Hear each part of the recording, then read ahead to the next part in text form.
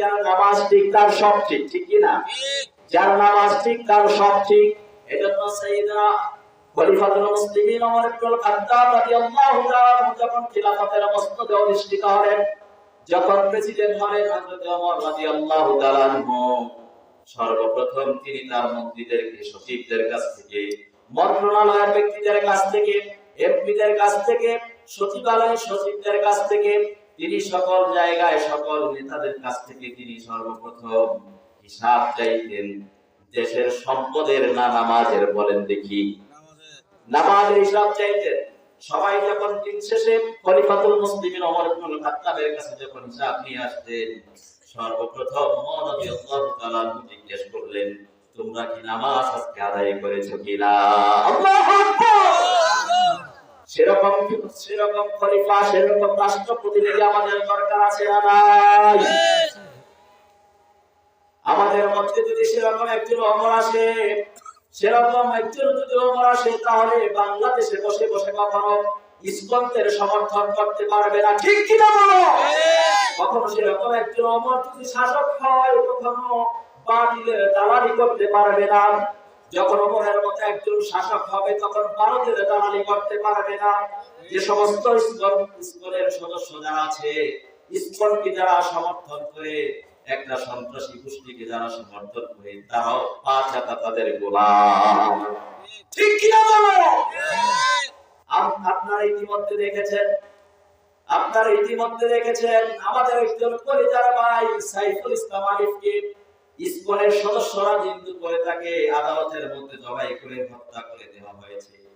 বাংলাদেশে অমুসলিমরা যত জামায়াতে থাকে, গোটা পৃথিবীর মধ্যে কোন দেশে এরকম জামায়াতে কোন মুসলিমরা থাকে না, ঠিক কি না? একজন মুসলমান কি কেউ প্রমাণ দিতে পারবে যে তাদেরকে, হিন্দুদেরকে চপেট আঘাত করেছে? একজন মুসলমান, একজন আলেম, যে আলেমরা কিছুদিন আগে মাদ্রাসার ছাত্রগুলো মন্দির পাহারা দিয়েছে, আমার বক্তব্য হয় তারা কি করে আমাদের ভাইদের উপর রক্ত জড়িয়েছে? করে সম্ভব এটা? তবে আপনারা জানেন না, এটি হলো পতিত শৈল শাসক আওয়ামী লীগের দোসরদের তারা এই কাজ করিয়েছে। তারা একটা উস্কানিমূলক সন্ত্রাসী কার্যক্রম চালিয়ে দিয়ে একটা দেশকে অস্থিতিশীল পরিস্থিতি করতে চেয়েছিল। তারা মুসলমানদের মধ্যে দাঙ্গা বাঁধাতে চেয়েছিল। কিন্তু আল্লাহর কসম করে বলছি, বাংলাদেশ নিয়ে যদি কেউ আবার চোখ রাঙায়, তার চোখটাকে আমরা তুলে দিব, ঠিক কি না? এদেশের 18 কোটি মুসলমান, এই দেশের 95 ভাগ মুসলমান, আরেকজন মুসলমানের রক্ত জড়িয়েছে। আমরা নিত্য সমাজ আজকে মাহফিল থেকে করতে চাই, তাদের চোখ থেকে আমরা উপরে পরিণতি হয়। আমার কোন ভাইয়ের যদি এই পরিণতি সামনে হয়, আমরা তাদেরকে ছেড়ে দিব। কি বলে? আমরা ছেড়ে দিব না। সাবধান করে দিলাম, আমরা সাবধান করে দিচ্ছি, সতর্ক হও, তোমাদের উপর আমরা আঘাত করবো না। কারণ ইসলাম ভালোবাসায় বিশ্বাসী। ইসলাম কিসে বিশ্বাসী? ভালোবাসায় বিশ্বাসী।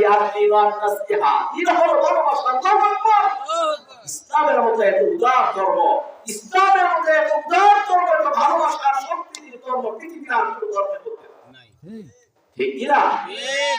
এই জন্য আল্লাহ রাব্বুল আলামিন জানিয়ে দিয়েছেন, যারা মুমিন হবে তারা দ্বিতীয় নম্বরে কাজ হলো তারা নামাজকে কায়েম করবে। কি কায়েম করবে? নামাজকে কায়েম করবে। আল্লাযীনা ইউমিনুনা বিল গায়বি ওয়া ইউকিমুনাস সালাতা ওয়া মিম্মা রাযাকনাহুম ইউনফিকুন।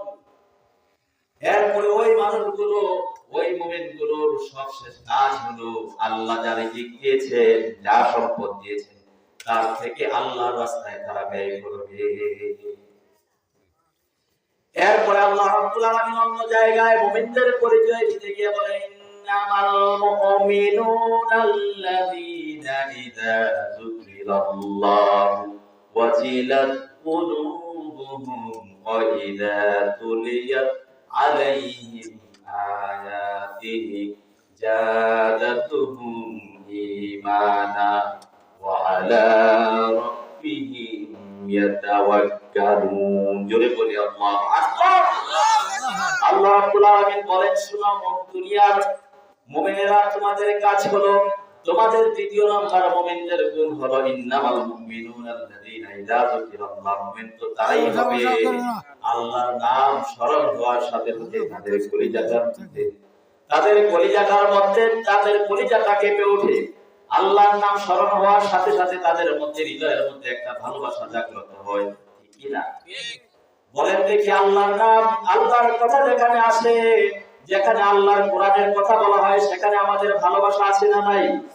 আবার এক শ্রেণীর মানুষ আছে, কোরআনের কথা বলতে চায় না, শুনতেও পারে না। কোরআনের কথা শুনলে 144 ধারা জারি করে, 49 জারি করে তারা দেশের মাহফিলগুলোকে বন্ধ করে দেয়, কোরআনের আলোচনাগুলোকে তারা বন্ধ করে দেয়। এমনকি সেখান থেকে, স্টেজ থেকে তারা আলেমদেরকে বন্দী করে জেলখানায় ঝুলানো হয়, ঠিক কি না?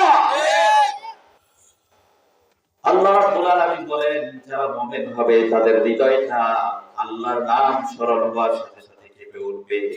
ইন্নামাল মুমিনুনা আল্লাযীনা ইযা যুকিরাল্লাহ ওয়া ইযা তুলিয়াত আলাইহিম আয়াতুহু জাদাতহুম ঈমানা, আর যখন তারা তেলাওয়াত করে আল্লাহর কালামটাকে, তখন তাদের ঈমানটা বৃদ্ধি পায়।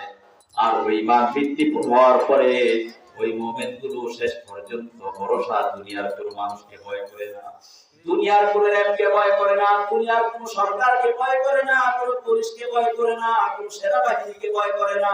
মুমিনগণ যখন আল্লাহর উপর অবিচল বিশ্বাসী হয়ে যায়, ওই মুমিনগুলো শেষ পর্যন্ত জীবনের সবটা আল্লাহর উপর তারা ভরসা করে ফেলে।